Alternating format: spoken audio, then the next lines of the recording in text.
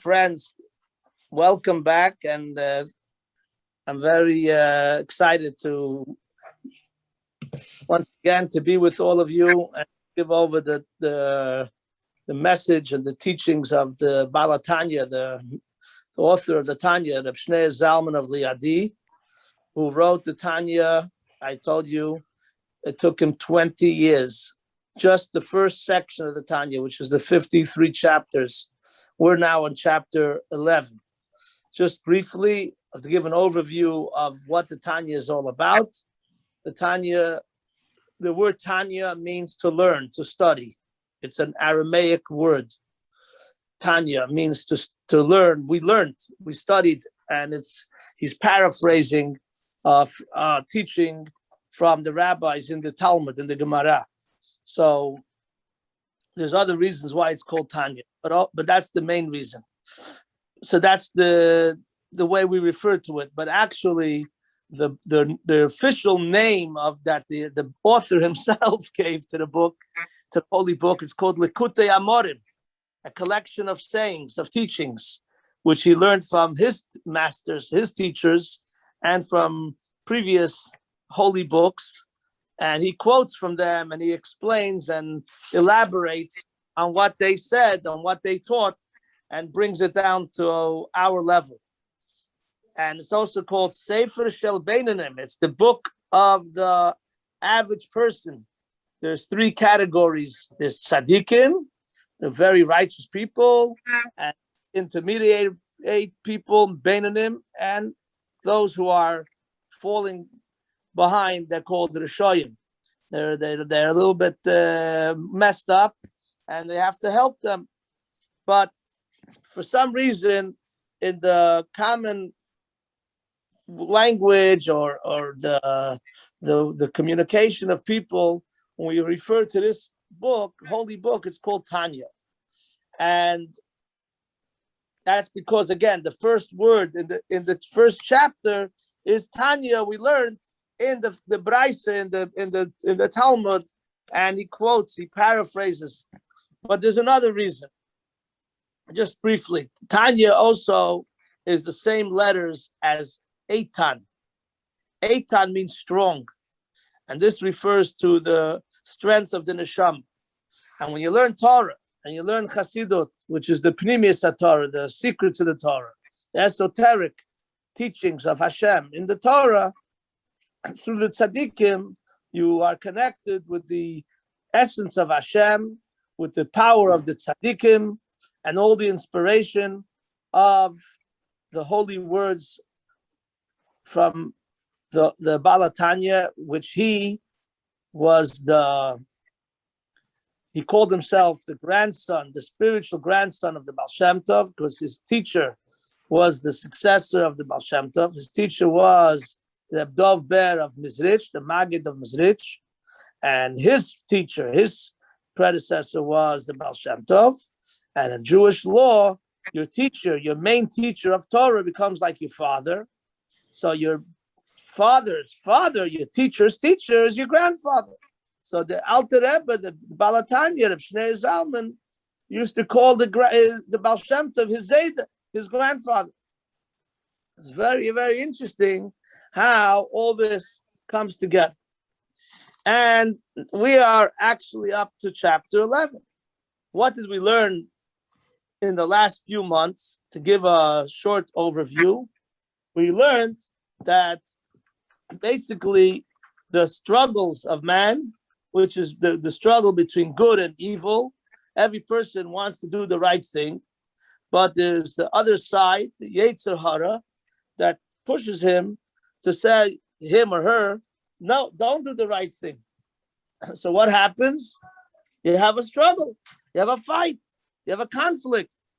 How do you have the power to fight the evil force, the Yetzer Hara, that's trying to knock you down, try to bother you and to disturb you and to distract you?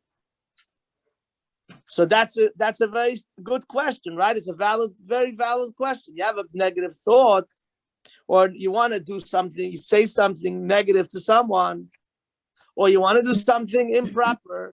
How do you have the power, the tools to stop, to hold yourself back? That's one question. And the second question is, how do you motivate yourself to do good, to be more positive when you have negative stuff around you, whether it's a negative environment or negative people, or your mind is going in the wrong place, or you don't feel well mentally or spiritually or physically. How do you deal with stress? How do you deal with pressure? So all these questions and all these issues are discussed in the Tanya. And basically, in a nutshell, we were learning the last 10 chapters that it all comes down to when a person is plugged in, connected to Hashem properly, through learning Torah and through doing mitzvot and through more love for Hashem and more reverence for Hashem, Yiras Hashem, the fear of God, and also they are connected with other righteous people, good people, so then you're not on your own. All of these issues that I mentioned can distract a person, could disturb a person if they're by themselves. But if you're not yourself, by yourself, if you're not on your own, you're not independent of God, you're always dependent on God, and you're doing the right thing to make Hashem proud of you and helping you and bless you by doing His will, then you're not going to be by yourself. Don't worry about it. You'd be surprised. Hashem will carry you on His hands, so to speak, on His wings. He'll take you to places you couldn't even imagine you could arrive there. You can reach levels and you can accomplish things that you can't accomplish when you're by yourself. Just one example from chapter 6, where he speaks about that when a person, I just had it, that when a person learns Torah, Hashem says, I'm coming to learn Torah with you. And if it's 10 people learning Torah together, like in our class, then it's beyond our capacity to understand the impact, the greatness of what we're accomplishing when we're learning Torah together. But there's one condition. You have to believe in it. You have to say, I really believe in it. And if you don't feel that you truly believe in it, that's a lie. That's a lie from the Yetzer Hara that's telling you now, don't believe.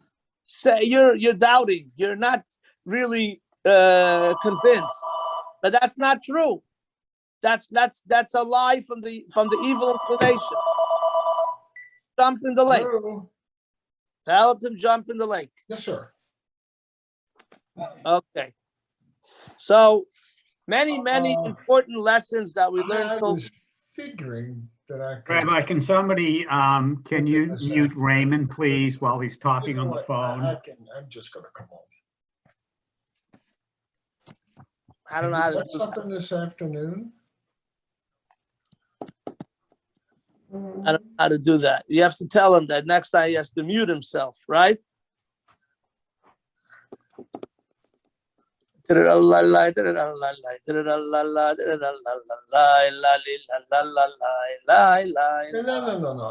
that's Raymond, mute yourself. Raymond, mute yourself on the computer.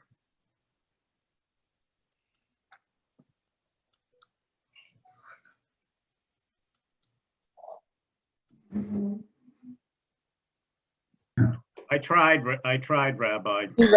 Okay, well. Okay, here we go. It's all good. Let's not get upset. And that's another thing that we learned in the Tanya in the last few months. We spoke about this a number of times. How does a person control himself not to get upset? And if you're upset, how do you get over it? And how do you enhance your relationship with your spouse? How do you straighten things out with a community member, whoever it is, a partner, whatever? How do you deal with it? So all these things are discussed in the Tanya, and not saying that we covered everything, but more or less, I can tell you for myself personally that had it not been for learning Torah and doing mitzvahs and following, I can't say the best, my best. I didn't give my best, my maximum, but I do adhere to the teachings of Chassidus and the teachings of the Torah. My life would be a big mess, chaotic, and it wouldn't be tranquil. It wouldn't be organized. It wouldn't be blessed. It would be negative. So, if we want to have more balance in our life and more tranquility and more happiness and more positive energy, we have to go back to the manual. God gave us a manual. God, Hashem, created the world, and according to the Baal Shem Tov, he creates the world every day, and he decided not to leave us here on our own. We are not here independently. We're here as his shluchim, as his emissaries, as messengers to do good in this world. And he would not give us this obligation and this task and this mission without giving us the information how to perform, how we need to behave, to conduct ourselves. It's not fair. That's not the way it works. Hashem did not just leave us in chaos, in darkness, and say, figure it out. It doesn't do that. That's why Torah is called Torah Or. The Torah brings light. The Torah brings guidance and clarity to everything. So we're very happy, once again, to be able to study the Tanya together and to truly do our best with this beautiful program that we have with the Zoom. And I know that every one of you, including myself, makes a special effort to be available and to focus. And I know it's not so easy. Sometimes it's challenging. We have other appointments, we have other things to do, and we have to make this a priority. Of course, some people, you know how are a little bit more familiar with the learning, and you heard me before, and some of you are new. So welcome to learn with us the Holy Tanya. Today it's only a half hour, and I'll try the rest of the time that we have now, about 15 minutes, to give you the maximum that I can do here in chapter 11 of the Tanya. Rabbi Dolphin, just a quick question. Would you say that the Alter Rebbe's approach to dealing with the Yetzer Hara is ignoring or fighting? That's a very good question. Let me try to answer you in simple words without and not to go into a long discussion. Again, what's your question? And what is the Alter Rebbe's approach? You should ignore the Yetzer Hara or fight him, correct? So the answer is, it depends. It's not a straightforward answer. It depends who you are. It depends what you're dealing with, what you're going through. And it also, what when I say who you are, means what kind of person you are, and how aggressive the Yetzer Hara is.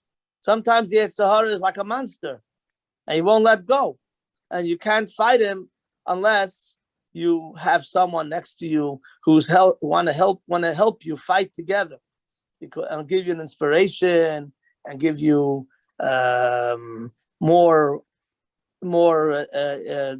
comfort that you could do it, your confidence that you could fight, that you could make it work. But basically, it starts on a different level. The first thing a person needs to do, according to the Tanya, is to ask themselves, if I'm in this situation, what Not what I think I need to do. What is the Torah tell me to do? What does the Tanya explain to me to do? What are my holy rabbis? How would they advise me? So not everyone knows. But when we learn some of the chapters here, the Tanya that we learned, we realize the first thing a person needs to do is to ask Hashem, give me guidance and give me strength right now. Please have Rahmanas on me that I should be able to withstand the test and to overcome.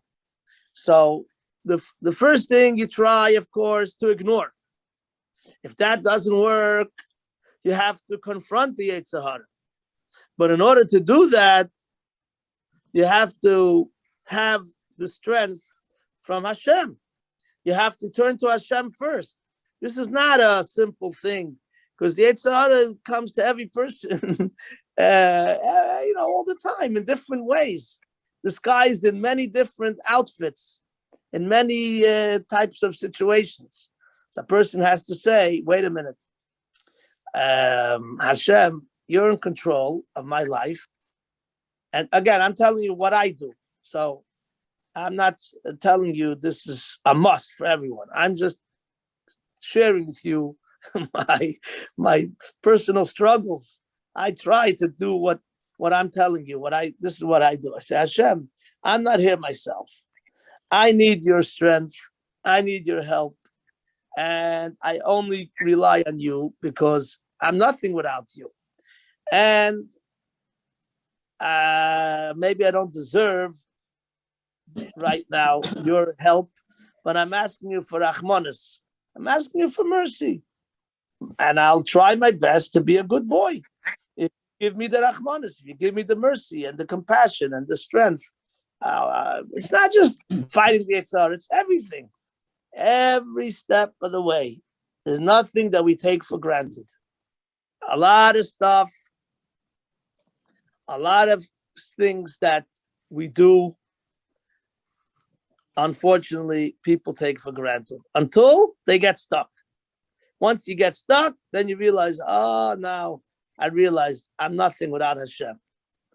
So here we go. To answer your question, it works like this for me. And again, this is the way I interpret what I learned in Hasidus and Tanya. You ask, you daven every day, you pray, and then if you find yourself in any situation, whatever it is that's disturbing, say, please, Hashem, I know you're in control. I know you're the master of the universe. Like Rashi says today in the Chumash, a very fascinating thing, that today in the Parsha, it repeats itself a number of times, that Hashem says, you should fear your God. So Rashi says, whenever Hashem says that, that's referring to something that it's very private. Like no one really knows what's in the hidden chambers of your mind and your heart. Are you doing this? Do you have the full sincerity, or you have a hidden agenda? He says, for instance, gives an example. One of the mitzvahs of the Torah in this week's Parsha is that when you see an elderly person over 70, or not a person over 80, you should stand up a little bit and give them the respect. Maybe they need to, a little assistance, but show them a little honor, even if you don't know who they are. So the Torah is the same thing. Another mitzvah is that when you see a rabbi and he's walking by, you should stand up a little bit to show him honor, even if you don't know who he is. But because he's a rabbi, a sage that teaches Torah, give him the respect. So Rashi says, maybe you could ignore and pretend you didn't see him. Who would know the difference? So Hashem says, I know the difference. I know if you're pretending or you really didn't see him because you weren't paying attention. But if you saw him and you didn't do the right thing, Hashem says, I know. Don't kid yourself. Don't fool yourself. Don't think I don't know. I record every little thing. In fact, I learned something new this year that I never knew before. that this mitzvah to stand up and show respect to an elderly person also refers to a woman. I always thought it refers to a man.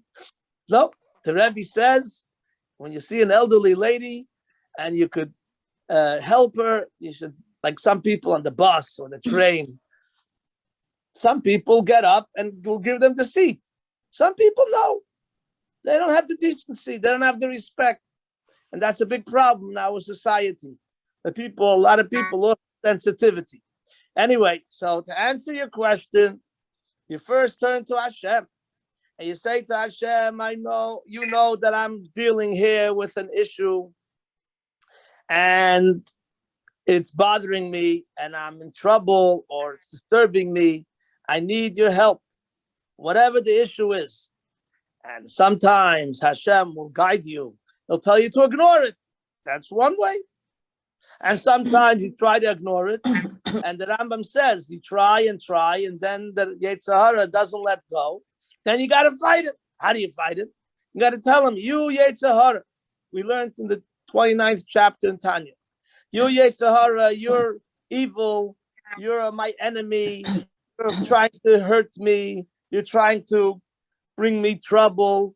Go away from me. I want to be blessed. I want to be part of Hashem's blessing. And you're not letting me. And I'm not going to listen to you. You're a gangster. You're a terrible influence. And you keep on talking to yourself. And you start getting inspired with Torah, with mitzvot. And you should have a friend. Your best friend should be your spouse. And if you're not married or whatever the reason is, you need a confidant. So you have a person who you speak to and you share with them what you're going through. It's very important that that person has someone that they could talk to, their inner situation, their secrets or whatever it is, because when people don't communicate much and they keep everything inside, a lot of times it causes an explosion. So it's not good.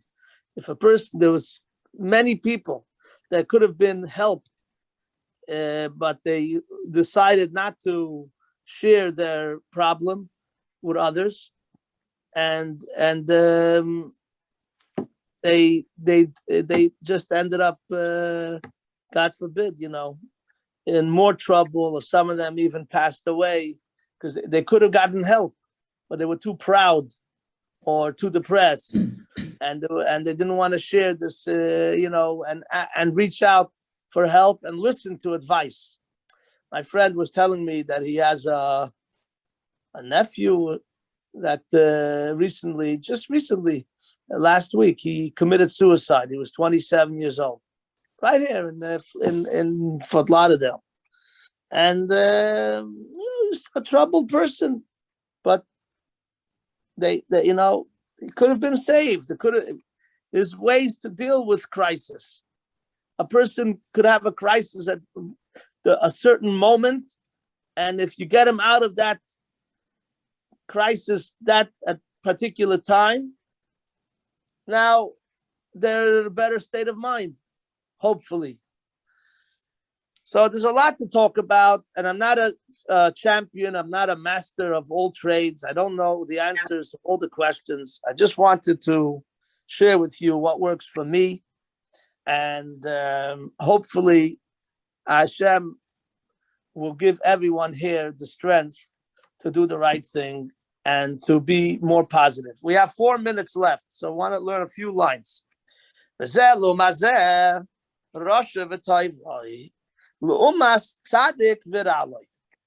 Okay, so till now we spoke about a tzaddik, a righteous person who's truly righteous, but righteous, but he has a little bit of negativity, a little tiny bit, and he has to deal with it.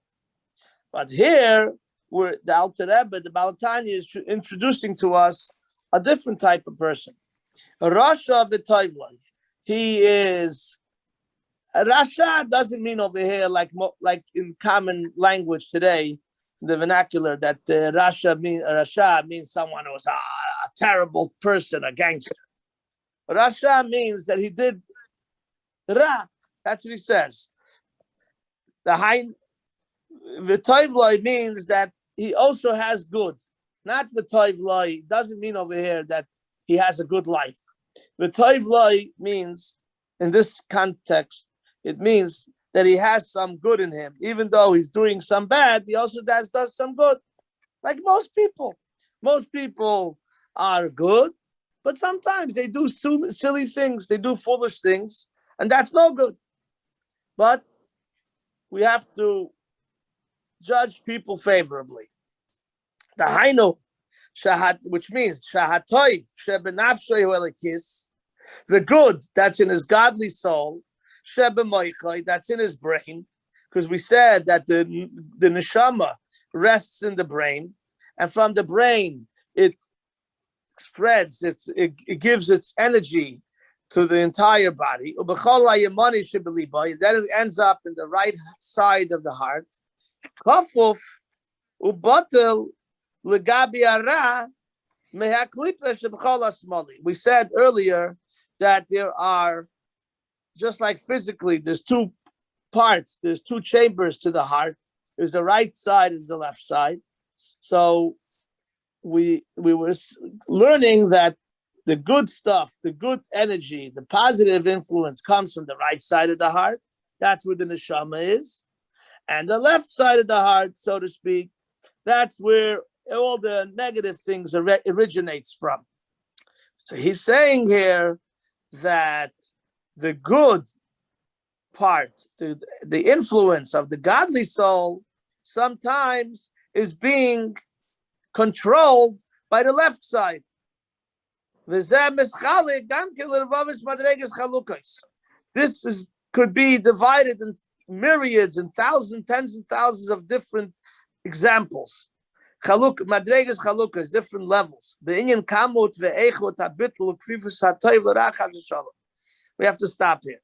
He says that there's different ways and many different people and different levels. Every person is on a different level, but still we all have to get together and figure out what's the common denominator, what's the common thread that brings us all together. We share all the same belief. We all believe in Hashem. We were born, Hashem gave us the blessing that we should have a Jewish identity, and we have the Torah and mitzvot, and from Hashem's perspective, we're all his children, and therefore he expects from us to treat each other like brothers and sisters, like one big family. So I want to wish everyone a beautiful day, a blessed day, and a good Shabbos Kodesh, Shabbat Shalom, and we'll be together again Sunday morning, God willing, at 10 a.m. Thank you very much. Thank you, Rabbi. Have a nice day. Bye-bye. All the best. Bye-bye. Thank you, Rabbi Dolphin. You're welcome.